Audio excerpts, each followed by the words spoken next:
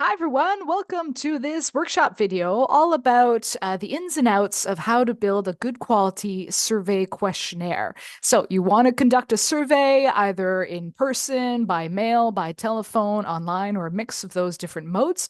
And you're starting to think about, well, what questions do I ask people in my survey? What am I interested to know? Well, this video workshop series is all for you then because it's all about, the whole processes that goes from start to end of building a good quality survey questionnaire.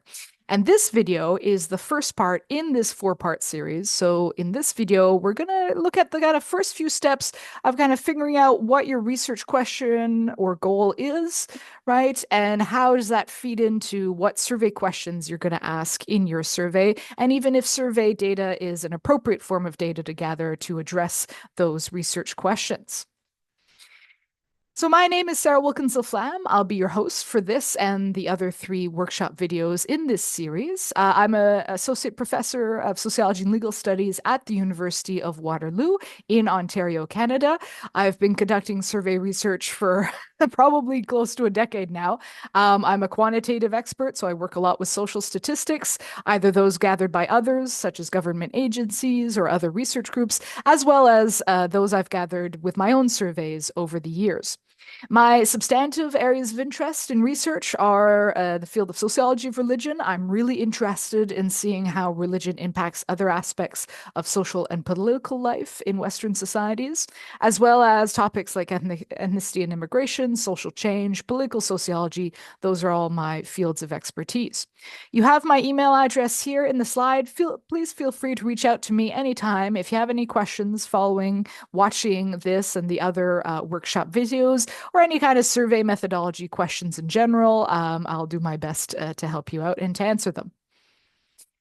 So just to mention that this workshop series is in partnership with the Statistical Consulting and Survey Research Unit at the University of Waterloo, where I'm one of their associate directors.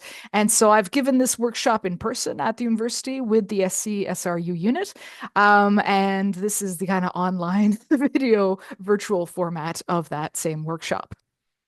So, as I mentioned, this series of workshop videos is in four parts, so four videos. This video will all be about figuring out what you want to know, the kind of first steps in developing a survey questionnaire. And then the next video, the second part, will be about the kind of nitty-gritty specifics about developing good quality survey questions. The third video will be about their answer options. So when you do provide answer options to respondents, what are best practices there? And then finally, we'll have a fourth video that kind of brings it all together. And how do you bring all your survey questions into a whole that is a survey questionnaire and kind of give it good flow, talk about formatting as well. And so kind of wrapping up in the last steps involved in developing that survey questionnaire. Okay, so let's get started then in this first part of the series of kind of what is it that you want to know, right? And is survey research appropriate to gather that type of information that you are actually interested in? And if so, kind of start thinking about, well, what potential survey questions could you ask to actually go and get that information from respondents? So, of course, I know this might sound obvious to many of you, what is it that you want to know? That's the question. You got to figure that out first. And I know it might sound silly. It's like, well, obviously I've got something in mind. I wouldn't be watching this workshop video if I didn't. But in reality is that this is actually the first step often is one we don't give enough time to, that we often kind of skip through maybe a bit too quickly. And so it's worth kind of slowing down and taking a step back and asking ourselves that, what is it that I actually want to know with these survey data? And so in other words, what are your research goals and questions, right? Because those questions, those research questions, those research goals, what you want to know forms like the beating heart around which your whole survey questionnaire will revolve, right? And will always inform what kind of questions you want to ask to respondents. So if ever you're not sure what kind of specific survey questions you want to develop, you'll kind of come back, you always want to come back to that kind of, well, what is my key goal? What is my key research question in this study, in this project, and kind of go from there, right? Build your survey questions out from there. So, a research question, for those of you less familiar with research, it's basically stating the purpose of your study, right? The goal of your study in the form of a question. Not to be confused here with a survey question. So, the research question is kind of like the larger overall questioning that you have about your study in general. What is it that you want to know, right? Whereas a survey question is a much more specific question you're going to put to respondents to gather a part of that information, a little chunk of that information related probably to one or a few concepts in your research goal or in your study, right? And in research methods in general, as well as in survey research, your bigger, wider research question that you're interested in, that thing that you want to know, that information that you want to know, drives everything else, right? It drives the method, it drives the type of data you're going to collect, it drives your data analysis, and it drives how you kind of present your findings.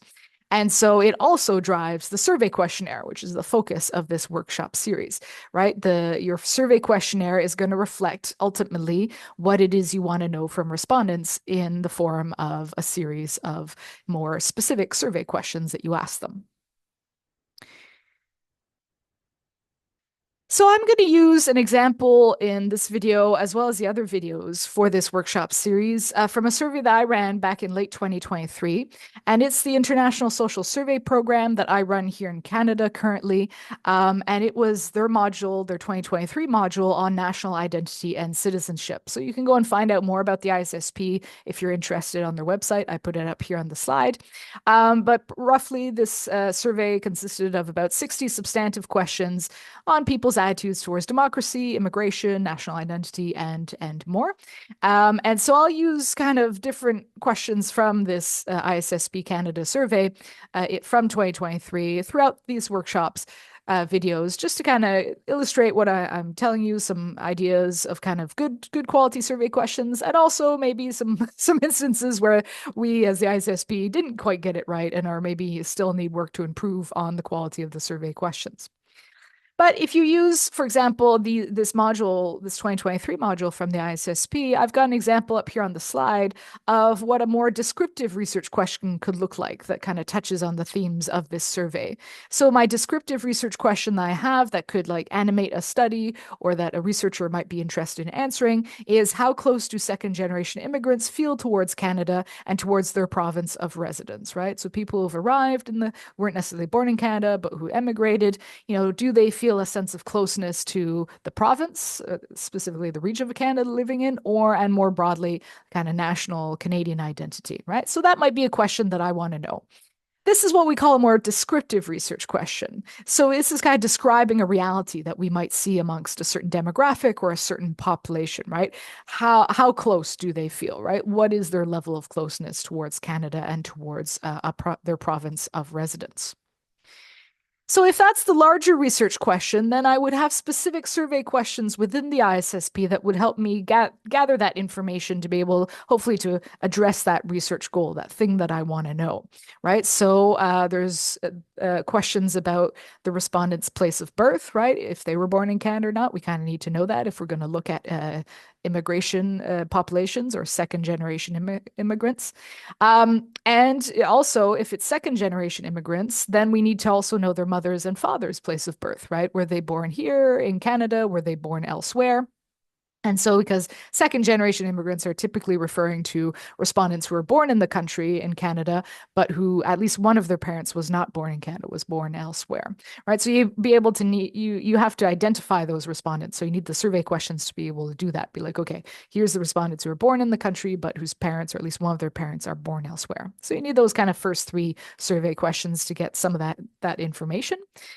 And then you need a survey, at least one or two or a few survey questions to kind of get the sense of how close the respondent feels to their province and to Canada overall. And so in the ISSP, specifically in the Canadian version of the ISSP in 2023, these were questions that we asked. So, how close do you feel to your town, city, or municipality, your province, Canada, North America, right? And then there's kind of like a 4-point scale along with a can't choose option where respondents indicate either very close to not close at all. So this is kind of like 4 survey questions that I would need to be able to get information from people, from respondents, in order to answer my larger research question that I was interested in, right? Identify second generation immigrants and see their levels of closeness towards, in this case, the B option, your province, and the C option, Canada.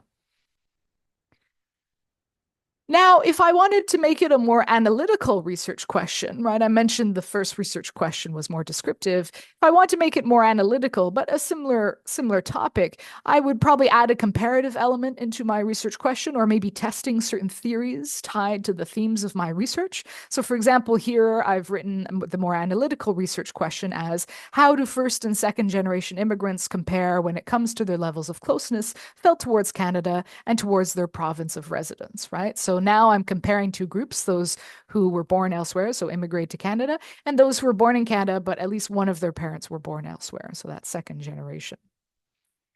So I could use the same survey questions as before, as in the previous slide, in order to answer this research question, but this is kind of a more comparative analytical research question, but still using the same information that I got from respondents from those four survey questions in the last slide.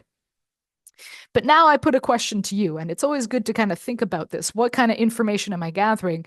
But is there also information that I'm missing, right? For that's important for my research. So we had the four survey questions, right? Respondents' place of birth, their mother's place of birth, their father's place of birth, and their levels of closeness to, city, province, country, world region. But what other information might I need to help address important elements of this research question that I have that wants to compare how close people feel towards Canada and their province of residence and comparing first and second generation immigrants on those sentiments, right? Could there be other information that is not included in those four survey questions that might be actually quite important for this research study? So think about it. If you had to say, like, well, you kind of missing this, Sarah, in order to address this research question. What do you think? Are there certain extra survey questions you want to ask to gather a bit more information to address this research question as it's stated? Think about it. Think about it. If you want to pause the video, think about it some more, please do. But I'll give a few examples here. In order to adequately address this research question, I'd probably also want to know, especially for immigrant populations, when they arrived in the country. So are we talking about people like, say, my mom who immigrated in the early 1970s and has been in Canada for, most of her adult life? Or are we talking about individuals who've arrived much more recently in Canada, say in the last 5 years or so? That I could conceivably see that question that will be turned into a variable as being quite important for how close they feel towards Canada, towards their province of residence. And so that might be also an important survey question to add to ask. By the way, we did ask it in the ISSP, but I didn't Canada, but I just didn't mention it here just for the purposes of this example. But that is like an extra information you might want. Are there any other factors that could come into play in this relationship between immigration status and feelings towards country and province that you might also want to gather information about to either control for it, to keep it constant while you look at the relationship between your main variables, or to see how maybe another variable, I don't know, like say gender or age or, visible minority status or something else interacts in this relationship between immigration status and feelings towards province and country, right? So always got to kind of put yourself in that mentality now of survey researcher. Make sure that you're asking all the relevant, important questions that you can that are relevant for your study. And again, if you're not sure, you go back. What is it you want to know, right? And what could be important variables in that relationship that I should be gathering information about from my survey?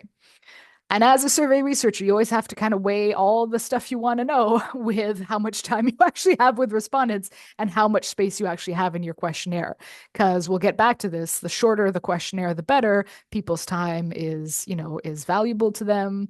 A lot of people have short attention spans now when filling out surveys. So you don't have unlimited time with these people. So you have to limit your questions to only what's essential to know. And so you have to decide that what is it you want to know and what are the kind of key survey questions that help me get there. Now, another thing that at the start of your project, if you're thinking about using survey data, another thing you might want to ask yourself and figure out from the start is, what information can you realistically gather from asking someone a series of survey questions, right?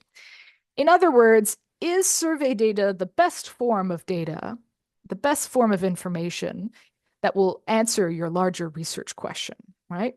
So survey data is specifically good for getting information that a respondent can, realistically give you, right? And relatively accurately give you, right? I'm a researcher, right? I'm doing this video in the context of social scientific research. And our goals is to get accurate information about what's actually going on in the field, in this case, in the form of survey data, in terms of people's attitudes, their behaviors, and so forth, to get a good sense of what's going on, to better understand certain social, psychological, political phenomena in order to, have a better understanding of them. If we see the outcome as a social benefit, maybe we want to reproduce that benefit elsewhere. If we see it as a problem, as what's going on is problematic, well, we better understand it to hopefully address some of those problems, maybe something like reduce social inequalities, that sort of thing. So we want accurate information, and that's the goal for us for conducting survey research. Obviously, if you're in marketing, you might have a different goal. Maybe you do want accurate information from, say, like consumers or various other groups. But maybe you also want to sell a product, and the survey is part of that selling strategy, that marketing strategy, where you ask more leading questions to kind of get more positive outcomes and results that kind of more what we consider bias results, to kind of help promote your brand or help promote your product. That is an alternative goal that others might have with survey research, including marketers. But that's not my goal as a social scientific researcher, right? I want to understand what's going on in real life. And so I want as accurate data of what that is as much as possible. So can people provide me with that information, right? Are they aware of the information that I want? Like, are they actually aware? If I ask them a question, can they realistically answer? Do they have that information? And are they going to be honest about it realistically, right? Are we actually expecting pretty honest results? So I'll give you a few examples here, right? If I ask you, how often have you texted in the past month on your phone? Um, I mean, some people might know. Probably the people who don't text a whole lot might be able to give a rough estimate. I certainly can't. I've texted probably a few hundred times in the last month. I can't give you an exact number there.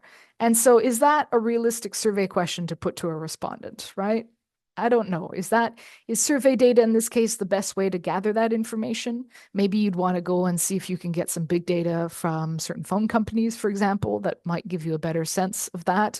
That's, because respondents, like people's brains don't retain that kind of information usually for most people. And so, if you want to know how many times someone's texted in the past month, I don't know if the individual is the best one because I think it's too much to expect that each respondent, say if you're surveying thousands of people, that each one's going to go and check their text history and actually somehow be able to figure out how you get that metric for how many times you've been texting in the past month. I mean, you could ask something more realistic, and the survey would be like, well, how many times have you texted in the past day? Or maybe in the past 2 days. Maybe that's more realistic. Maybe people then would remember that. But even then, like someone who's texting a lot might not remember that. Maybe you give them a range, be like, well, is it kind of like between 0 and 12 times, between 13 and 50 times, more than 50 times, or more than 100 times? So maybe if you give them that range categories, maybe that's more realistic for them to be able to select one. But even if they do, how accurate is that actually? And so that's an example of, are respondents able to actually answer that question? So obviously survey research, you're getting information from people. So if they can't really provide you with that information because they don't really know it, then survey research is probably not the best way to go and get that information. Maybe you want to look at a different methodology instead. And then the thing about honesty, I mean, in my experience, what I found is most people are very take surveys seriously for the most part, are usually when they agree to do them, which is not always, but when they do agree to do them, they do take them seriously for the most part, not everyone, but for many people, and are pretty honest. And especially in like a more online anonymous setting, there's less pressure to kind of say what you want the interviewer to hear. Rather than saying what's actually going on in your life. But there is still what we call social desirability bias, right? And that social desirability bias is when when they're asked a question, yes, they're going to either answer in the way that they think the other person wants to hear, right? They're kind of giving a more kind of socially desirable answer, if you want, something that is seen as a good thing. And so will answer more in that direction than maybe what it actually is for them. But it sometimes it actually goes deeper than that. Sometimes it's actually like the respondent has an ideal version of themselves in their mind, and they answer according to that more ideal version of what they hope to be or who they hope to be, rather than what they actually are in real life. And so I'll give you a few examples here. If you ask someone, how often have you gone and worked out in the past week, right? Gone to the gym or just worked out in general? That's a question where a respondent might inflate a bit what they've been, the amount of times they've been working out in the last week. Because working out is seen as something that's good in our society generally, right? People like to encourage it. It's always encouraged for the most part. And so respondents might want to think of like, might want to kind of inflate that response as they go more often than they actually do work out. And it can be to try and impress or show a certain version of themselves to someone else, but it can also be to kind of like that's the version the person they want to be. And it's not like they're being dishonest. It's more just like that they're kind of answering into that. Like you want it so you want it to be the person who goes out and works out every week. And so that's how you kind of think of yourself, and that's how you answer the survey question. So it actually goes quite deep in some instances. Same thing happens with income. So if you ask someone how much money they make, most of the time they're going to inflate the amount, especially if it's like you're asking in person, like friend to colleague or colleague to colleague, whatever. But even in the format of an online survey. And so the best time to ask about income, if you have to ask people, is like right after tax season, because people actually have the actual income number in their minds, usually, which is helpful. Or you can do like StatsCan does and just links the tax data to their survey data to get a more accurate portrait of how much money people actually make. But most researchers don't necessarily have that option, only if you work for the government. And so it's something to think about, right? It doesn't mean you can't ask those questions. It's just you just have to keep in mind when you're interpreting them that social desirability bias could come into play here. And so, one option is to give people income categories to select from, like kind of groups, income groups, rather than asking them for the specific amount. Because tied to that is, does someone actually remember exactly how much money they made in the past year? Or maybe it's just easier to give them a range, be like, well, did you make between like 20,000 and 60,000, more than that, less than that, etc. And so these are all instances of kind of just things you got to be careful of. And again, is survey data the best way to go about gathering that information, right? If something's going to be like heavily impacted by social desirability bias, is it the best way to actually ask an individual about it? So another kind of concept that's tied to social desirability bias quite a bit is the concept of racism, right? No one is ever going to call themselves racist, right? So if you ask someone, are you a racist? Everyone, including like the hardcore right-wing racist, is going to probably say no, right? Like because it's such a has such a negative connotation in our society, for good reason. And so then it's like, well, how do you actually measure this thing that you're defining as racism amongst people? So there are kind of indirect way measures you can get to some of these elements with respondents. So you can give them little vignette scenarios, and we'll come back to those in a few minutes, of kind of like, well, if you're hiring this engineer, he's called John. What is your likelihood of hiring him? And here you have this engineer with the same credentials. He's called Mohammed. What is your likelihood of hiring him? So, kind of things, playing around a little bit with kind of racialized names, different kind of sometimes images, to try and get at people's kind of, to what extent do they kind of have negative sentiments towards racial minorities, for example. But it's quite difficult to do because most people are smart enough to pick up on it. And so it's actually quite difficult to measure racist attitudes amongst individuals in a survey. It's not impossible. Feeling thermometers are a way that we do it. So we ask, like, on a scale of 0 to 100, how much warm feelings do you have towards certain groups? 0 is not warm at all. 100 is very warm feelings towards them. And then you ask about different groups, some of them kind of more majority groups, like say white people here in Western societies, or certain majority religious groups, or whatever you like. And then you ask about certain minority groups, so racialized minorities of various kinds, LGBTQ plus, other types of minority groups. And you then compare levels of feelings. You asked about these groups separately, and then you compare their levels when you're analyzing the data. data. So there are ways to kind of address, like, say things like I've studied Islamophobia before, or various forms of racism. But it's difficult to do when you're directly asking people in a survey to kind of get that information. And so there's other ways of measuring racism in our societies. For example, the overrepresentation of racial minorities in our carceral system, in our justice system, is a form of systemic racism. And so there's other ways maybe of getting at that concept that maybe a survey might be able to do, but takes a lot of finessing and might not be able to get you that whole picture either.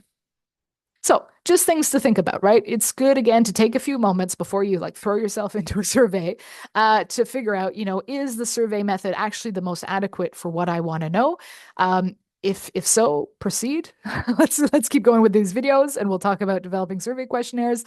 But maybe not. Maybe your other types of data are best suited for your research question, in which case that's fine too, right? You just use the method that's most appropriate for what it is you want to know and for your study's goals.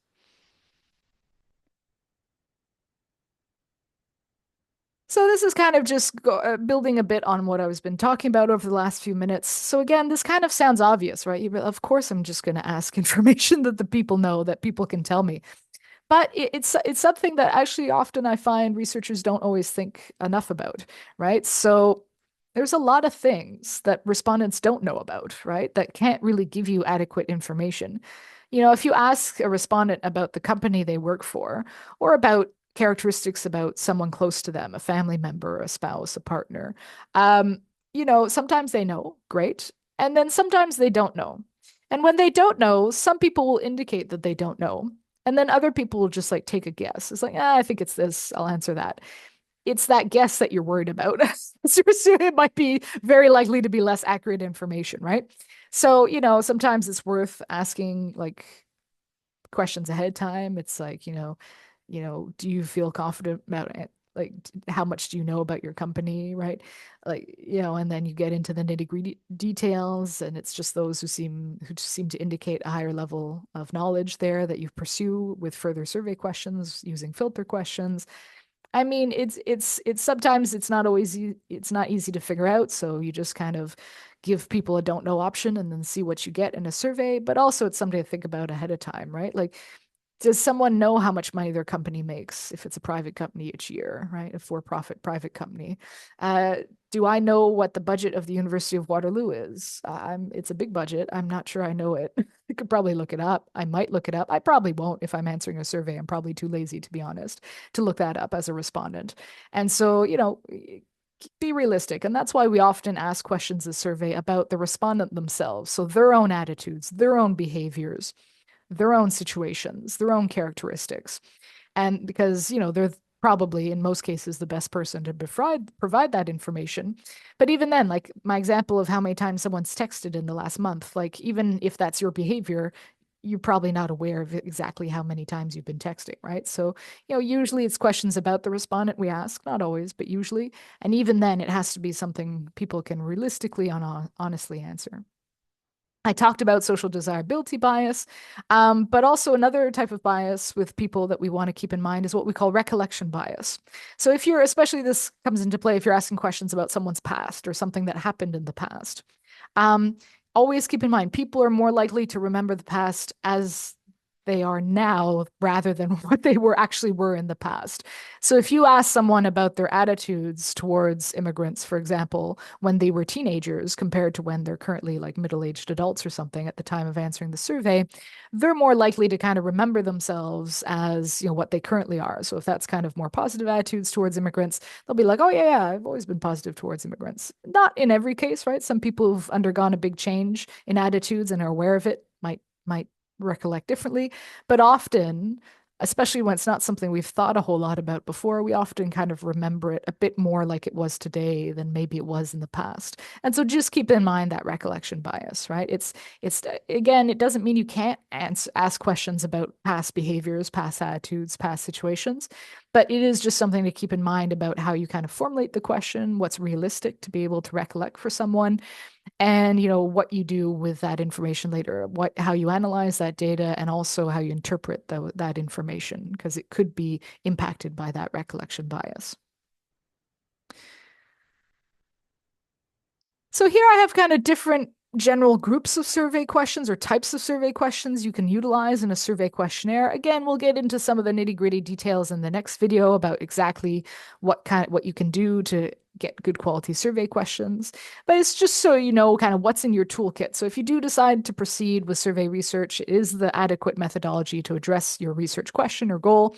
Then it's time to kind of start thinking about like, okay, well, what can I utilize in my survey questionnaire?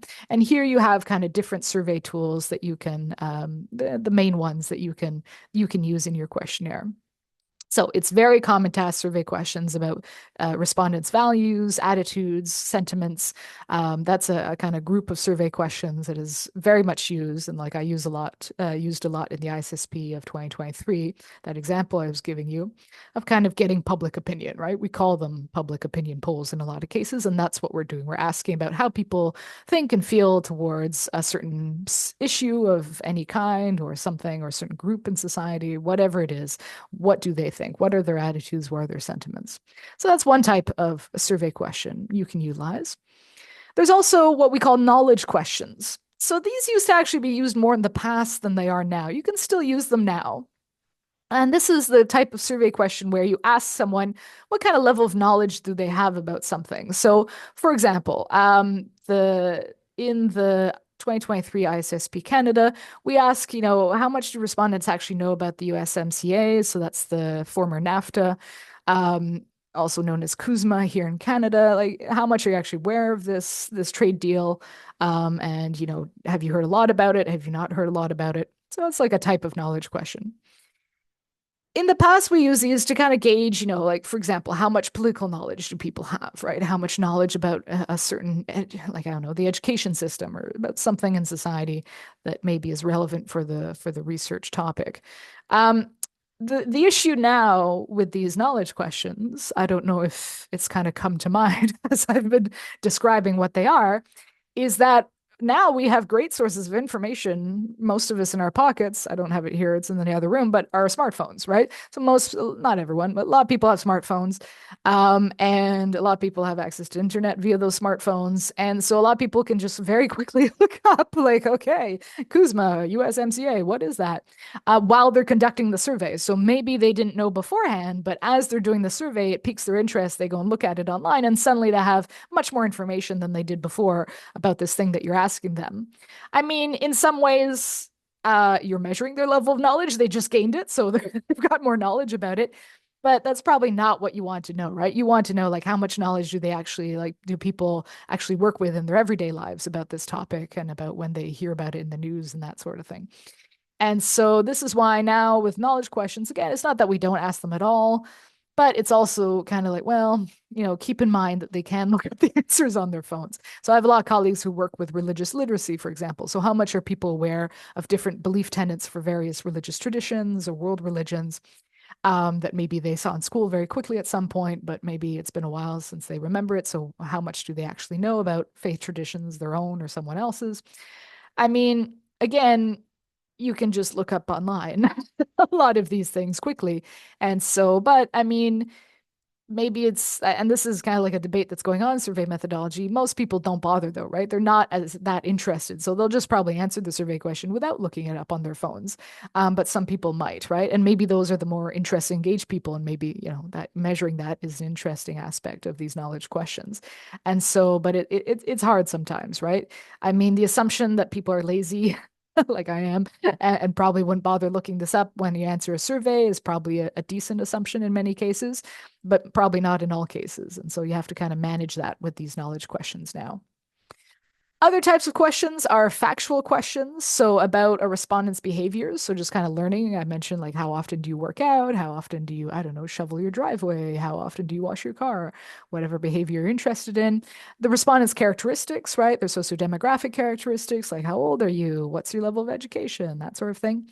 Or their factual knowledge about something about themselves, or something about others that often respondents are close to, so like family members, close friends, spouse, partner. Those are the types of factual questions we can ask. It's like, oh, what's the level of education of your spouse or partner, if you have one, sort of question. Or also factual knowledge about an entity or an event that a respondent might have. So maybe you want to survey everyone who attended a certain event, right? Maybe a city puts on a certain festival and they want to know how it went. So they went and surveyed, tried to get a bunch of people who attended that festival and then asked them questions about their experiences at that event, and aspects of that event.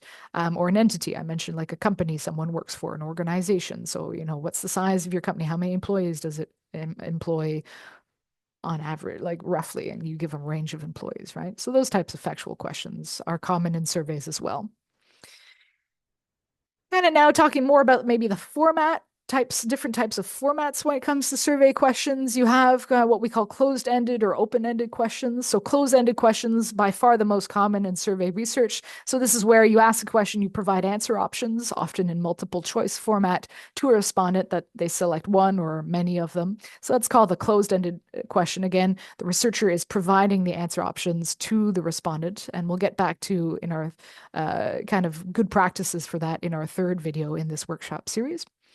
But you can also use open-ended questions in surveys. A few things to consider here, if you're going to use an open-ended question, is do you have the capacity to analyze that data when it comes in? And so if you're surveying a few hundred or a few thousand people, which is typical for survey research, and there's an open-end question, and not each person, but many of them provide like a paragraph of text of response to that open-ended question, do you actually have the power, the human power to analyze that afterwards? Because that's a lot of data. It becomes almost like a qualitative data analysis where you're thematically coding the answers that people gave you in those open-ended questions. And that can be a lot, right? Like, I mean, it's not every respondent who takes the time to give a long answer to an open-ended question, but many will. And so are you capable of analyzing that information, that long open-ended answer, that you get from, say, a few hundred or a few thousand people, right? That's a lot. And so maybe you have an army of research assistants. Maybe you have machine learning software, AI, that kind of helps you with that. That technology does exist. It's probably not, I wouldn't say it's perfect or it has its issues currently. Maybe in 5 years it'll be better quality, but it's something you'd still have to be involved in that process. And so, how do you actually analyze all of that text data that you get?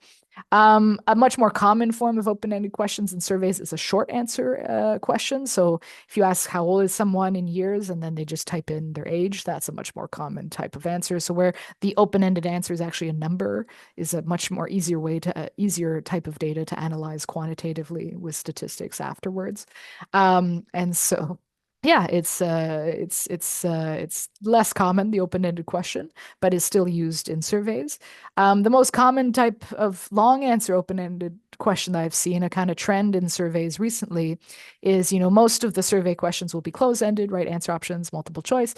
And then at the end of the survey, there's an open-ended question, be like, okay, well, thank you for your participation in this survey. Is there anything you'd like to add? Or something you'd like to comment on or add? So basically like a feedback open-ended question. And again, some respondents will just skip that. Others will take the time to write something in, especially if they feel strongly about something. And maybe that's useful information moving forward that researchers might want to gather. There's also what we call filter questions, probably a term you've heard before. This is where, you give an initial question to a respondent, and based on their answers, you send them to a different set of questions, or one respondent who answered a certain way gets a follow-up question. The other respondents who didn't answer a certain way just skip to the kind of following questions that's not a follow-up. So we'll get back to filter questions. I'll give a few examples, but one that we could put in here now that's included in the 2023 ISSP is, did you vote in the last federal election, which in Canada was in September 2021 at the time that I'm recording this video. And for those who answered yes, they get the follow-up question of like, okay, well, which federal political party did you vote for? And those who answered no, I did not vote, skip that follow-up question and go on to another section of the questionnaire. So that's your kind of typical filter question. Another question might be like, do you own a car? For those who answer yes, they get the follow-up question. It's like, well, how old is your car? Or how often do you use it each week? And then those who don't own a car skip that follow-up question, right? And then finally, you get what we call those vignette or scenario-based questions. I mentioned an example earlier on with our hiring people and changing the name of the person to give a more racialized name to see if that affects people's hiring decisions. So scenario or vignette, the idea here is to kind of a little bit better recreate the real world in the context of the survey, right? A survey is a very artificial setting. You're asking people questions and they're answering them. It's not like they're in the actual nitty gritty of doing the activity or really thinking they were thinking about this certain group or certain issue before and then they're right into it. And so they answer the survey. That's not usually how it works. It's a bit more of an artificial setting. You're kind of asking people to kind of give you that information outside of how they would normally experience it or where they'd normally see it in their lives. And so the vignette or scenario based question is trying to kind of recreate a bit more. It's not perfect, obviously, it's still a bit artificial, but to try and put them more into the context where they might, engage with a certain attitude or do a certain behavior and see, play around with some variables in the scenario to see, how would they answer, what would they do. And so, it's like any kind of scenario. It's like, okay, so you're hanging out with a group of your friends at a party, you've all been drinking, and then your friends need a ride home. And so they're pressuring you to drive them home, even though you've been drinking. Do you drive them home? Right. So you're not just asking like, do you support drunk driving or not, right? Which most people, again, social desirability bias, will say they don't, even if they might have actually driven drunk in their lives. But it's kind of more placing them in a scenario, and it's like maybe a more kind of typical scenario that you might find in real life, and getting them into the kind of mental space of that scenario, and then saying like, okay, well, in this case, what would you do, kind of thing. Still a bit artificial. Social desirability bias still comes into play there, but maybe it's a bit more of an accurate kind of context of the question than if you just directly ask them, would you drink and drive or something like that, right?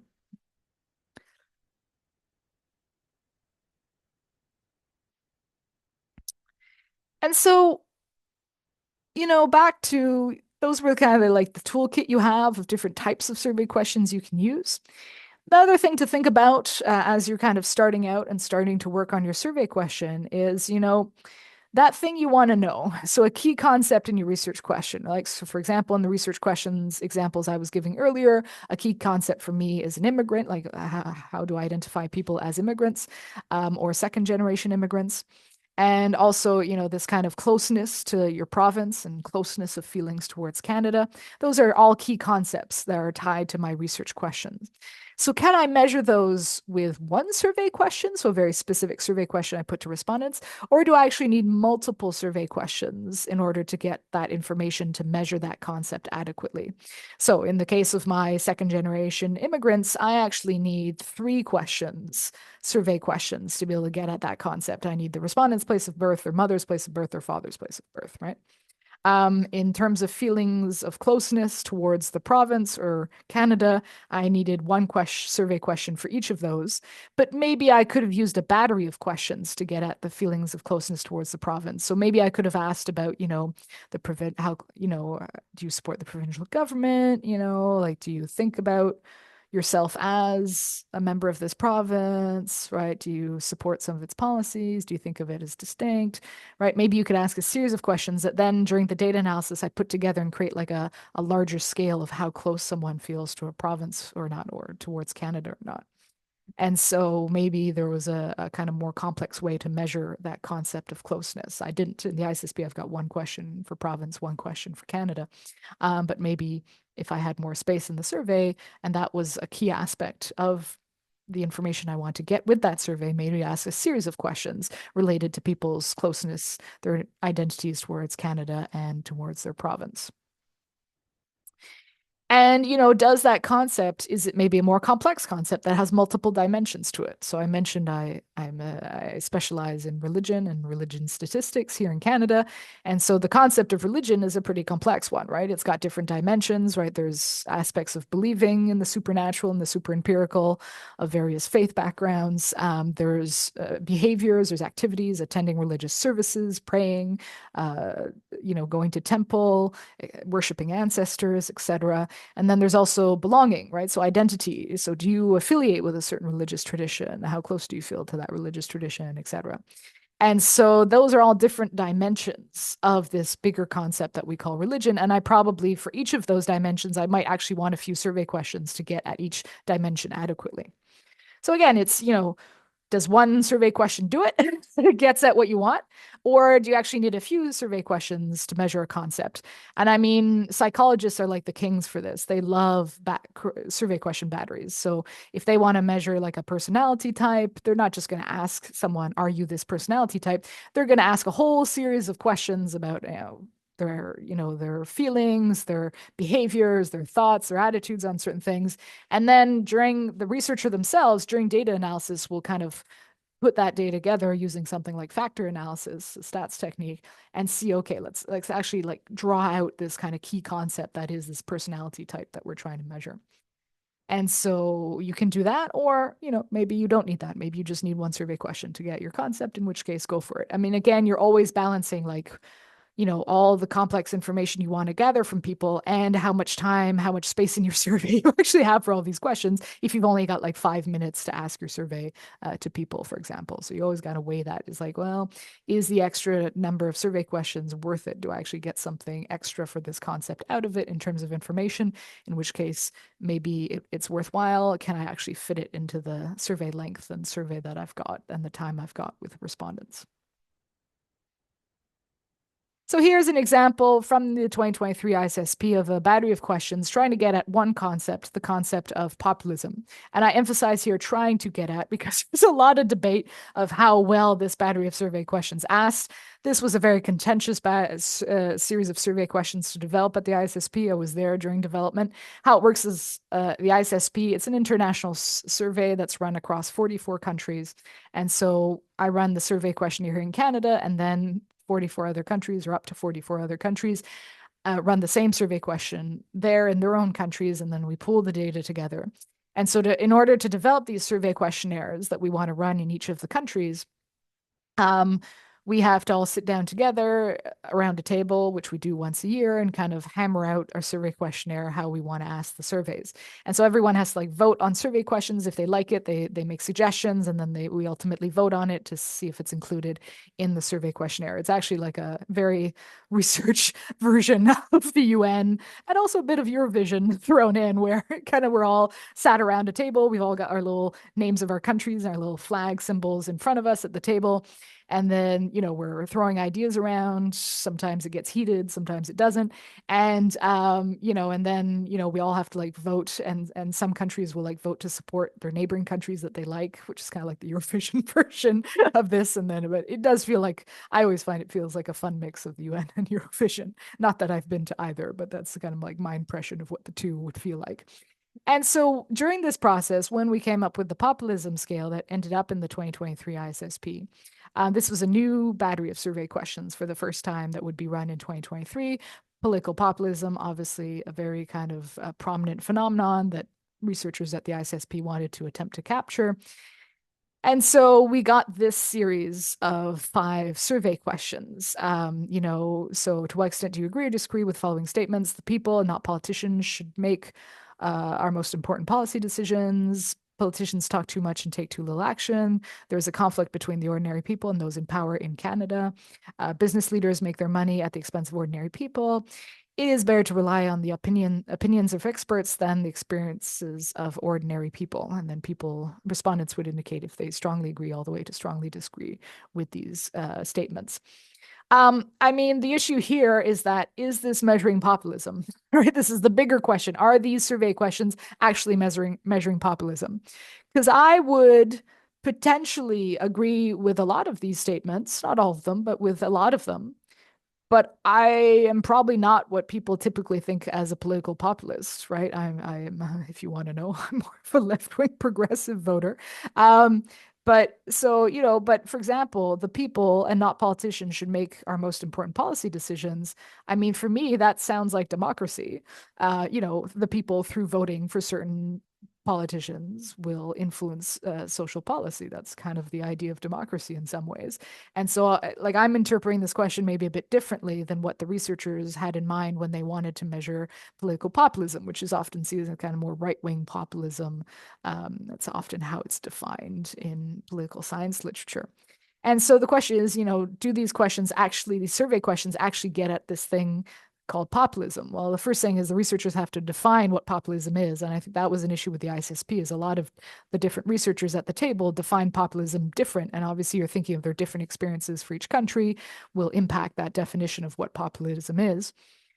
And then not only that, but you have to arrive at, a consensus of how are you defining populism? And then are your survey questions actually getting at that, right? Are they actually measuring that thing that you're defining as populism? And so here I'd say this is like a work in progress. So maybe in future modules of the ISSP, when we do national identity and citizenship again, if this is something we want to keep going with, maybe we kind of tweak it or adjust it to kind of maybe better agree on what populism is that we want to measure and kind of the survey questions that get to that.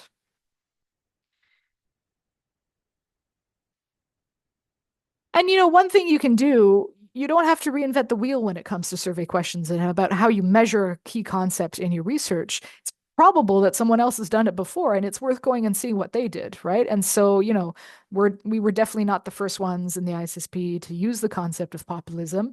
We did do literature reviews of existing research to see different ways it was measured, and it is measured in a lot of different ways. And again, we had trouble landing on agreement of how to measure this concept. And so, but it is worth doing that literature review. Obviously, you do a lit review at the start of any research project to go and see what other people have found before you and how they've worked it, how they frame those studies, the theoretical framing they're using, how they define key concepts. And then obviously, you kind of use what's adequate for your research project from that existing literature if you need it, right? Maybe if you're happy with someone else's definition that's been used before for a certain concept, you reuse that definition and you cite where that's coming from.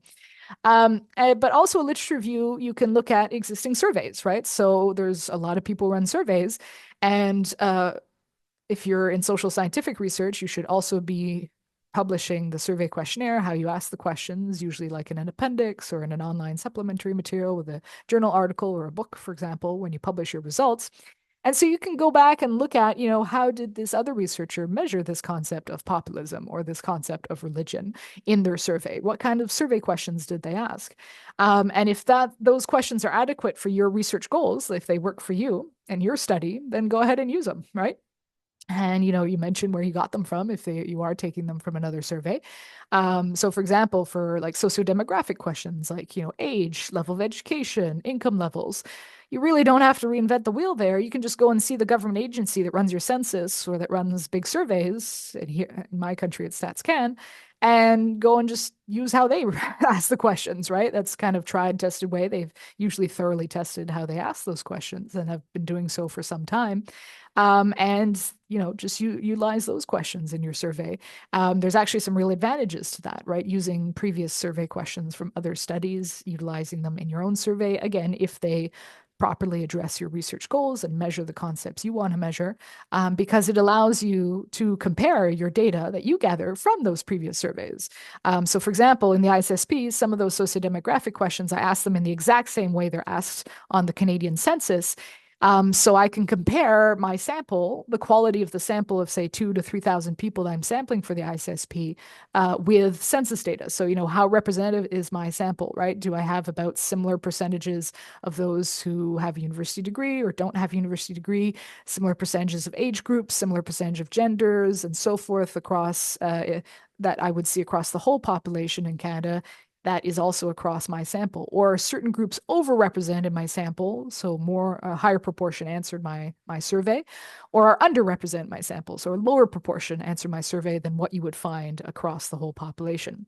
So that's a reason why, at least for some sociodemographics, you want to do that often, like kind of take the version, find the best quality data you can from your census or your government data usually, and just take their questions and reproduce them in your survey so you can compare the quality of your sample to the kind of best quality sample that's out there. Usually for us, it's often Statistics Canada samples from their census and surveys.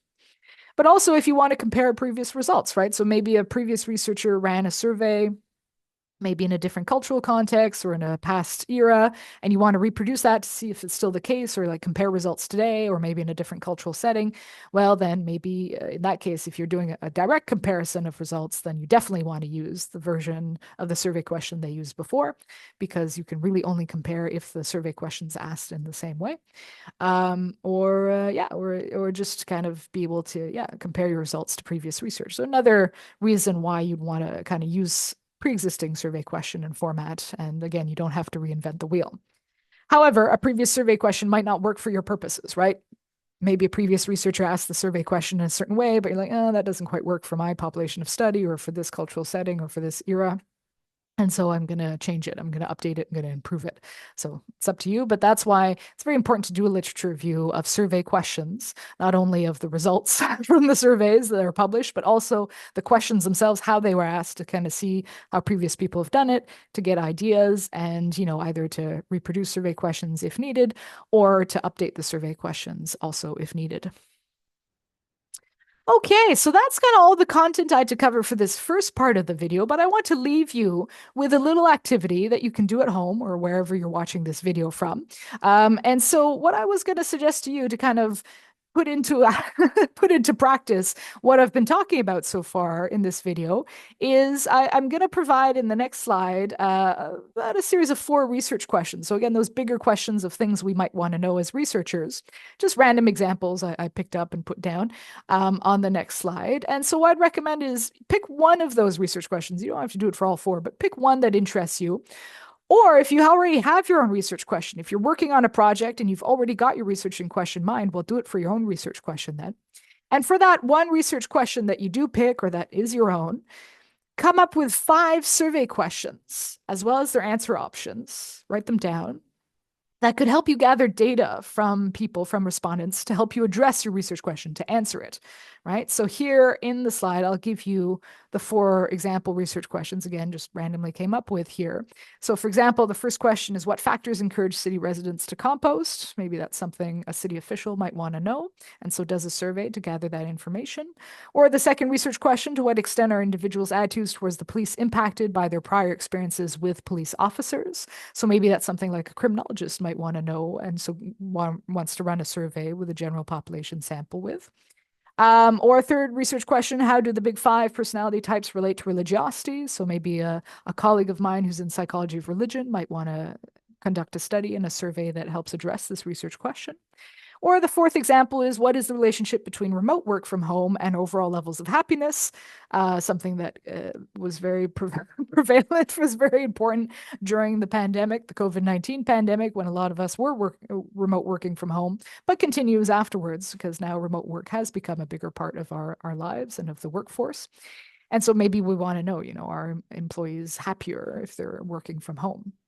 And so 4 examples of 4 larger research questions that a study might want to address, again, or use your own research question that you have for your own project, and pick one of those or your own research question. And from that, develop 5 survey questions that can help you to measure the key concepts in that research question and the key information you need to help you answer that larger research question, right? So 5 survey questions as well as their answer options, and keep those, save them somewhere, keep them in mind, because in the future, in the future videos, I'm assuming you're watching this video first, the other 3 videos of this 4-part video workshop video series, we'll come back to some of those examples. I'll give you ideas to kind of rework them, to improve those survey questions, to improve those answer options, to kind of get them cleaned up and in the best quality, ready to add to a survey questionnaire. All right, so I leave you with that activity. Go for it, and I will see you in the next video. Bye.